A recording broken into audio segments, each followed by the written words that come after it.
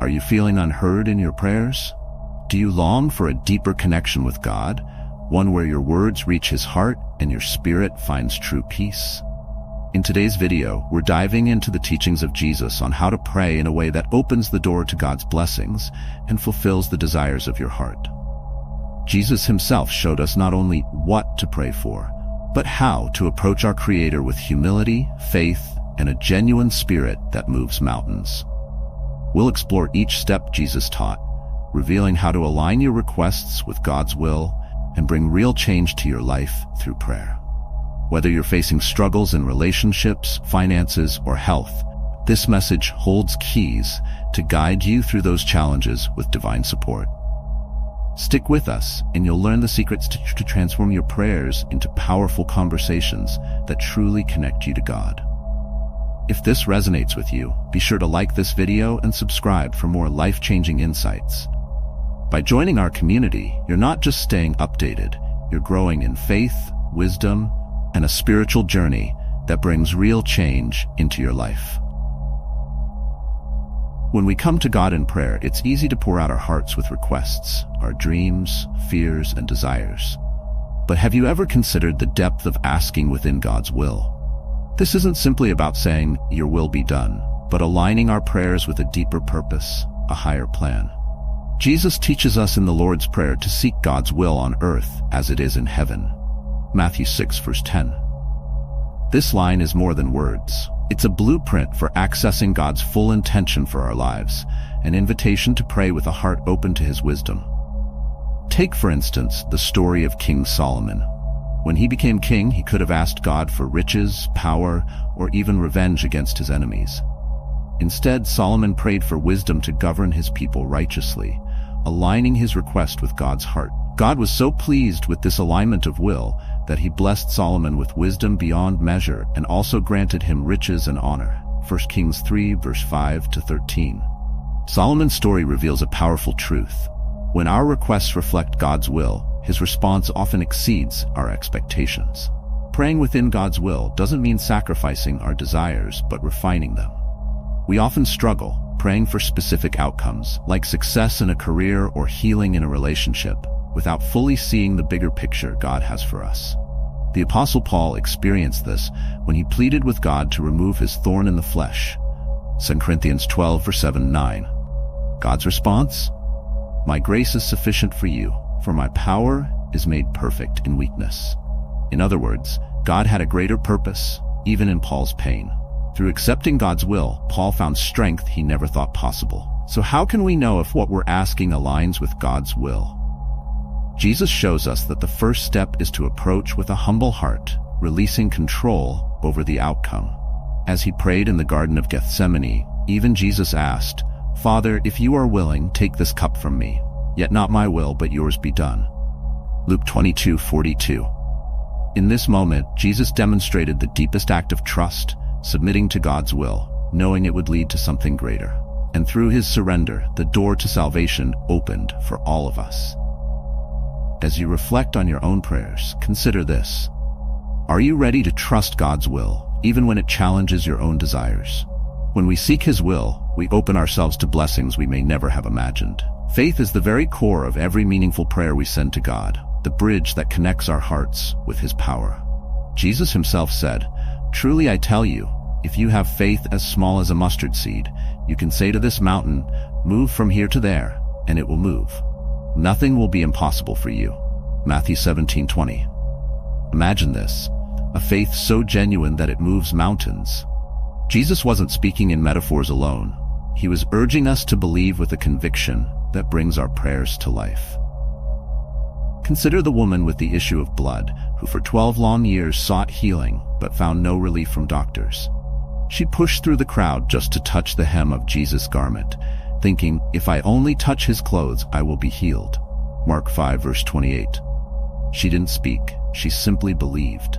When Jesus felt her faith reach out, He turned to her and said, "Daughter, your faith has healed you." Her story reminds us that true faith isn't about speaking loudly or praying with perfect words. It's about a heart anchored in unwavering belief that God can and will answer. Faith, however, is often tested, especially when answers don't come as quickly as we'd hoped. Look at Abraham, who waited years for God's promise of a son to be fulfilled. In Romans 4:20-21 it says, "He did not waver through unbelief regarding the promise of God, but was strengthened in his faith and gave glory to God, being fully persuaded that God had power to do what he had promised." Abraham's faith didn't fade in the waiting. Instead, it grew stronger, grounded in the trust that God's timing is always perfect.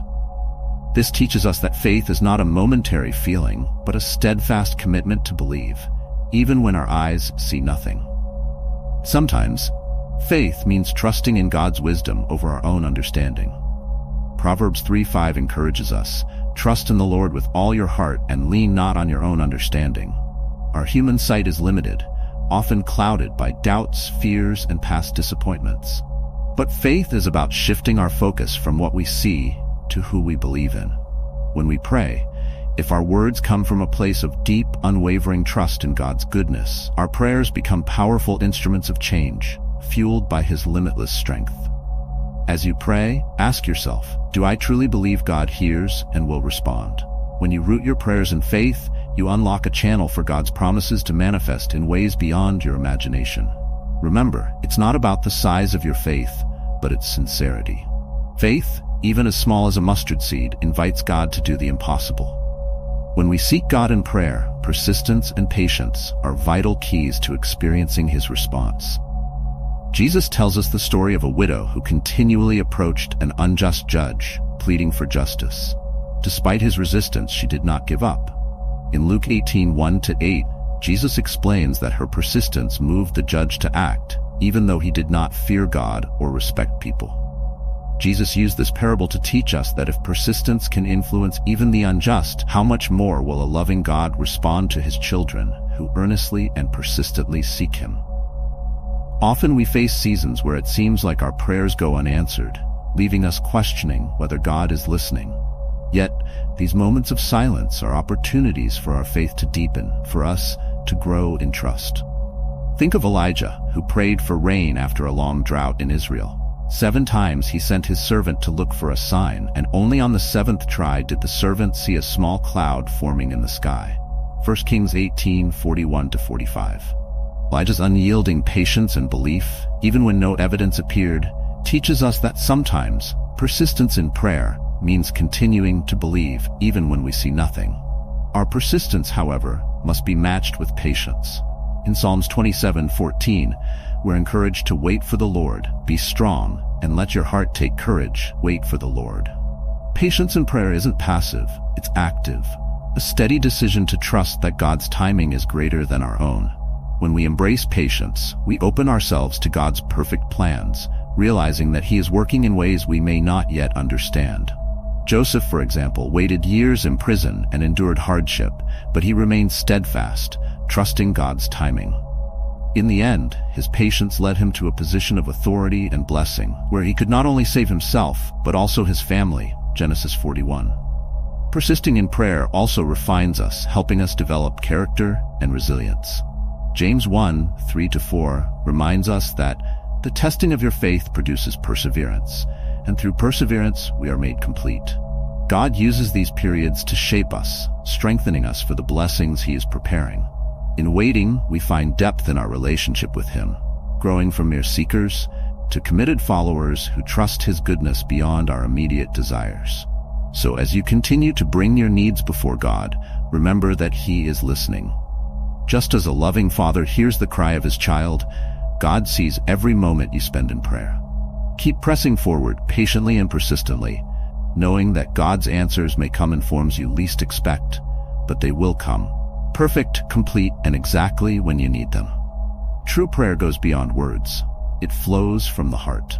God isn't swayed by eloquent phrases or lengthy speeches, but by sincerity and purity. Jesus emphasized this when he taught, "Blessed are the pure in heart, for they will see God." Matthew 5:8. A pure heart is transparent, unhidden, with intentions that align with God's love and truth. When we come to God with a pure heart, we open ourselves to a deeper, authentic connection, inviting his presence into every part of our lives. The Bible gives us a powerful example in King David. Even after his failings, David's prayers reflected a genuine desire to be close to God. In Psalm 51:10, he prayed, "Create in me a clean heart, O God, and renew a right spirit within me." David wasn't simply asking for forgiveness, he was seeking transformation, a renewal of his entire being to align with God's holiness. This purity of heart brought him back into God's favor, showing us that no matter our past, a sincere heart seeking God's truth is always welcomed and embraced by Him. Our intentions in prayer also matter deeply. In James 4:3, it warns, "When you ask, you do not receive, because you ask with wrong motives, that you may spend what you get on your pleasures." God desires that our intentions be rooted in love, humility, and a longing for His will, rather than personal gain. Think of Hannah, who prayed earnestly for a child, promising that if God blessed her, she would dedicate her son's life to Him. Her intention wasn't just for herself, but to honor God through her blessing. When God gave her Samuel, she fulfilled her vow, demonstrating a heart truly aligned with God's purpose. 1 Samuel 1. Praying with pure intentions also means letting go of resentment, envy, and selfish desires. Jesus taught that if we come to pray but remember we have a conflict with someone, we should first reconcile, then return to God. Matthew 5:23-24. A heart carrying bitterness cannot fully embrace God's grace. Clearing these burdens from our hearts allows us to approach God openly, without barriers, inviting His peace and guidance to fill us. When we release these weights, our prayers become a sacred conversation, unhindered and genuine. So as you pray, ask yourself, are my intentions pure? Am I coming to God with a heart open to His will, free from selfish desires and grudges? By approaching Him with sincerity and a desire for true connection, you allow His transformative power to work within you. God listens to those who seek Him with a pure heart and true intentions, and in return, He fills them with His presence, blessings, and a peace that only He can give. Gratitude and humility transform our prayers, shifting our focus from what we want to a deep appreciation for all that God has already given. In 1 Thessalonians 5:16-18, Paul urges us to rejoice always, pray continually, give thanks in all circumstances, for this is God's will for you in Christ Jesus. Gratitude is not just an emotion, it's a way of viewing our lives through the lens of God's goodness, even in challenging times. When we begin our prayers with gratitude, we acknowledge His faithfulness and power, grounding our prayers in praise instead of complaint. Consider the story of the 10 lepers whom Jesus healed. Out of the 10, only one returned to thank Him. Luke 17:15-18. This man fell at Jesus' feet, expressing gratitude, and Jesus responded with a powerful blessing, saying, "Rise and go, your faith has made you well." This man's act of thankfulness wasn't just a response, it was a declaration of his belief in Jesus' power and kindness. Gratitude deepened his relationship with Jesus, a reminder that thankfulness draws us closer to God's heart and opens us to receive more of His blessings. Humility is equally essential in our prayers. When we approach God with humility, we acknowledge that He is the source of every good thing in our lives, that His ways are higher than ours, and that we depend on Him completely. The Bible illustrates this beautifully through the prayer of the tax collector in Luke 18:13. Unlike the Pharisee who proudly listed his deeds, the tax collector simply prayed, "God, have mercy on me, a sinner." Jesus declared that this man, rather than the Pharisee, went home justified. True humility doesn't seek to impress, it seeks God's grace. It's a heart posture that invites God's mercy and healing into our lives. In moments of struggle, it's easy to focus on our needs and forget the many blessings God has already given. Yet gratitude helps us see beyond our immediate desires, filling us with peace and contentment. In Philippians 4:6-7, we're encouraged to present our requests with thanksgiving, knowing that God's peace will guard our hearts. This perspective helps us remember that every answered prayer is a gift from a generous Father, and that even our trials hold purpose in His greater plan. As you pray, practice gratitude by listing specific blessings, no matter how small, and humble yourself before God, recognizing His sovereignty over every detail of your life. With gratitude and humility, your prayers become more than requests.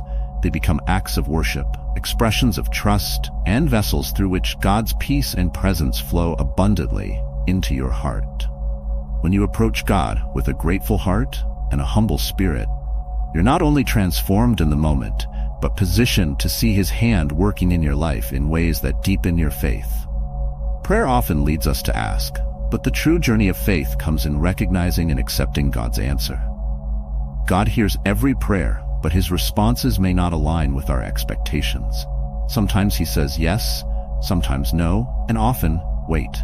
In Jeremiah 29:11, we're reminded that God has plans to prosper you and not to harm you, plans to give you hope and a future. This means that even when His answer doesn't match our desires, it is crafted with our ultimate good in mind. Trusting this can bring peace, even in the most confusing seasons. In the Garden of Gethsemane, we see Jesus Himself wrestling with God's answer. He prayed, "Father, if you are willing, take this cup from me, yet not my will but yours be done." Luke 22:42. Though Jesus desired relief, He ultimately accepted God's answer, understanding that His sacrifice was necessary. This acceptance, even in the face of immense suffering, shows us that God's plans are woven with purpose, often reaching beyond our understanding. Jesus' submission in that moment allowed God's greater plan of salvation to unfold, illustrating how God's answer, though difficult, is always directed toward a higher purpose.